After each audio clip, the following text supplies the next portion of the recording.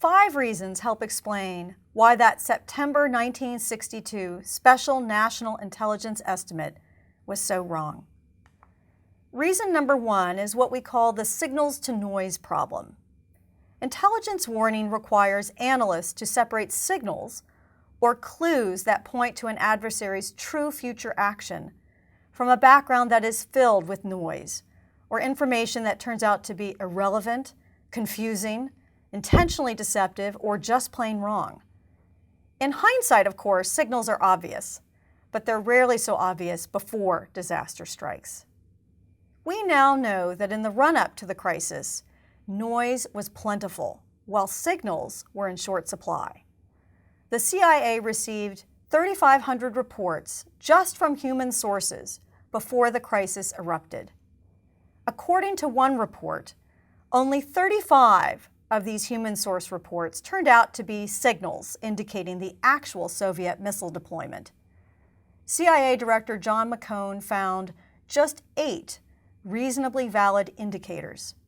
Sherman Kent, who was responsible for the pre-crisis intelligence estimates, contended that at most, only 3 of these signals, as he put it, should have stopped the clock. Whether it was 3 signals or 8 or 35, these were all considered terrible odds for detecting Khrushchev's nuclear gambit. Weaknesses inherent in human reporting also cast doubt on potential signals from the start. Human intelligence reports from agents in Cuba and refugees in the U.S. who were debriefed at a special CIA military center in Florida proved particularly undependable. As criminal defense lawyers know well, eyewitness accounts are notoriously unreliable, even in the best of circumstances. And identifying secret Soviet missile deployments moving in the dead of night was hardly the best of circumstances. U.S. intelligence agencies received hundreds of reports from refugees, including ones that claimed African troops were roaming the island with rings in their noses, and that Mao Zedong's People's Liberation Army was there too. These and other outrageous reports invariably cast doubt on human intelligence reporting more generally. Reason number 2 for the mistaken estimate is deception. We now know that the Soviets had an elaborate deception operation surrounding the missile crisis, but it remained mostly hidden until the Cold War's end, when the Soviet archives were opened. According to General Anatoly Gribkov, who was a senior member of the Soviet General Staff at the time, the Cuban operation was implemented with the utmost of secrecy. Operations were so closely held that only 5 members of the General Staff initially developed the military planning. From May to October 1962, no communications about the Soviet deployments were sent, even by coded messages, and no secretaries were used. Instead, notes were written by hand, and everything was personally carried by the small circle of those directly involved. To hide the size and nature of the missile deployment, ships bound for Cuba departed from 8 different Soviet ports. The nuclear missiles were loaded at night and crated with metal sheets to deflect American infrared photography. Cars, tractors, and other farm equipment were loaded onto the top deck of transport ships to give the appearance of agricultural or civilian cargo. Soviet troops heading to Cuba were told that they were going to a cold region. Even ship captains were not told their true destination until they reached the middle of the Atlantic, when they opened a special envelope in the presence of both a KGB officer and the troop command officer, with instructions to head to Cuba and destroy their orders. The Soviets also hid their activities in Cuba, banning all Cubans from port areas and building cinder block walls so that prying eyes could not see what was being unloaded. And finally, the Soviets created an ambitious human intelligence and diplomatic plan to trick the Americans.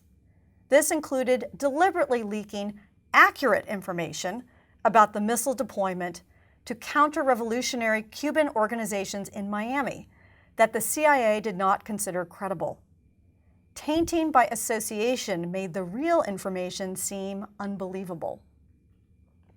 And throughout the fall of 1962, Soviet officials waged a campaign of deceptive diplomacy, repeatedly reassuring senior officials in the Kennedy administration, both publicly and in private, that Soviet deployments were purely defensive in nature.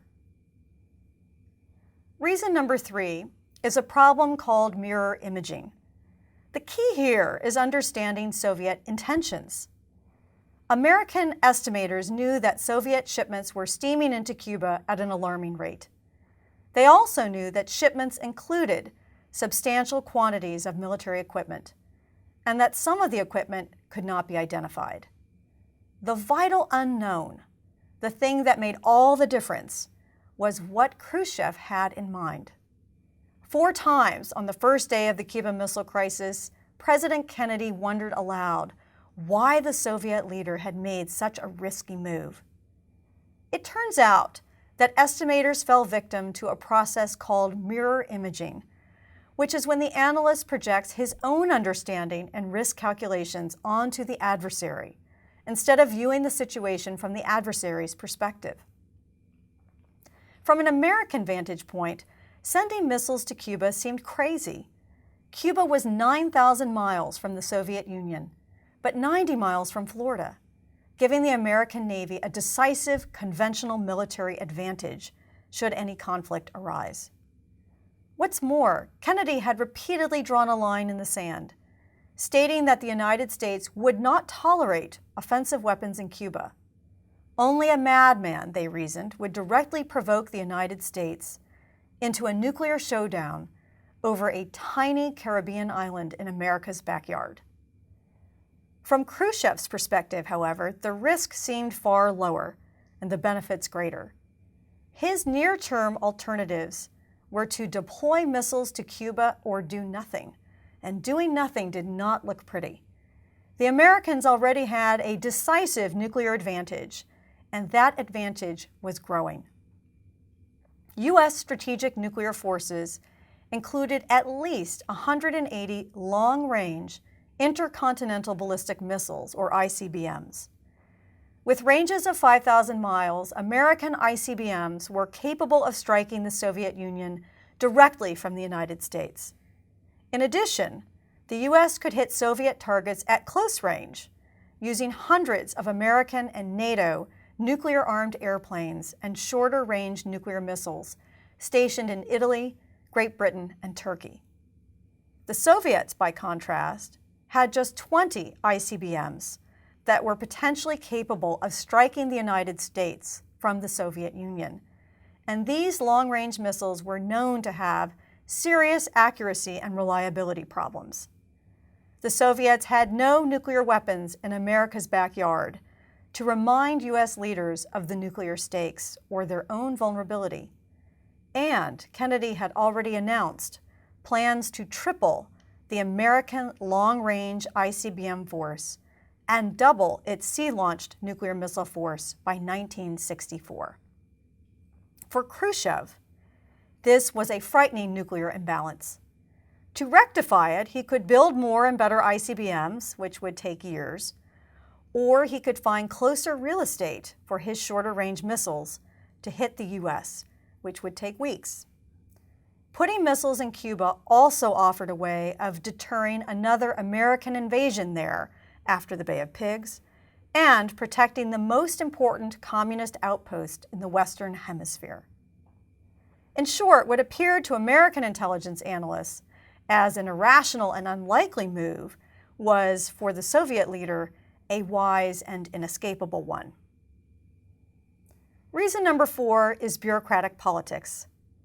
Successful intelligence warning takes 2 parties: intelligence officials who sound the alarm, and policymakers who hear that alarm and take action to prevent disaster. Sometimes failure results because no warning is given, but often failure results even when warning is provided, because policymakers don't believe it, or because they don't have enough time to take the right action. In some sense, President Kennedy and his top aides were warned. Kennedy's own CIA director, John McCone, suspected Soviet missiles from the start and said so. McCone was no wallflower. He advocated his hypothesis about Soviet nuclear missile deployments with senior Kennedy advisors in 4 meetings during August of 1962, including 2 meetings with the president himself. After Soviet surface-to-air missile sites were discovered on August 29th, McCone's suspicions increased. He was convinced that these SAM sites, which were designed to shoot down American aircraft, including U-2 spy planes, had to be guarding something important. While the CIA director went on his honeymoon in Europe, he had Cuba on the mind. He sent several cables to Washington in which he repeated his assertions. This slide shows one of them, from September 7, 1962. "My hunch," McCone wrote, "is we might face the prospect of Soviet short-range, surface-to-surface missiles of portable type in Cuba, which could command important targets of Southeast United States." McCone was warning, but nobody was listening. Not one of the CIA's estimates took his hypothesis seriously, nor did Kennedy's inner circle. The CIA director was considered a paranoid anti-communist who was distrusted and disliked by Kennedy insiders, and dismissed as an amateur by most in the intelligence establishment. McCone also had no evidence. All he had was a hunch. It turned out to be correct. McCone kept pushing for more evidence, which is why that fateful October 14th U-2 flight was finally authorized, even amid rising fears that the pilot could be shot down, which could cause an international incident. The 5th reason has to do with organizations and their natural drive toward consistency. Remember that in August and September of 1962, intelligence showed a dramatic uptick in Soviet personnel and weapons deployments to Cuba. Still, the September estimate concluded that nothing had changed. One important reason why is that national intelligence estimates, or NIEs, are collective products. No single person or agency writes them. Instead, estimates require intense negotiation among many agencies to reach consensus, causing the entire process to tilt toward consistency. Once a judgment is made, changing it later becomes more difficult. Why? Because consistency is what policymakers expect. They don't need to be convinced the world looks the same today as it did last month. They do need to be convinced the world looks different. Consistency is a given, but inconsistency needs to be explained and justified and defended. Changing a judgment means convincing every agency in the process that what it said or assessed or agreed to the last time should be modified or discarded this time. And that requires overcoming immense bureaucratic inertia.